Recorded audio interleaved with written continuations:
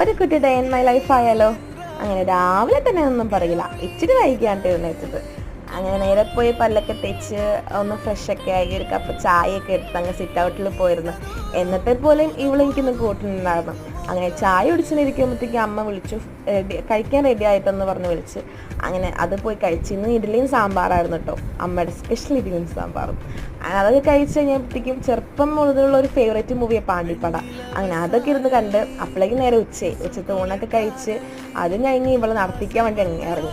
അമ്മ ഉണ്ടായിരുന്നിട്ട് കൂട്ടുന്നത്. അതിന് നേരെ വന്ന് കയറത്തേക്കും ചായയുടെ നേരമായി. അങ്ങനെ കൊണ്ട് ചായ കുടിച്ച് അത് ഒരു കുട്ടി ഡേ ഇൻ മൈ ലൈഫ് ആയാലോ.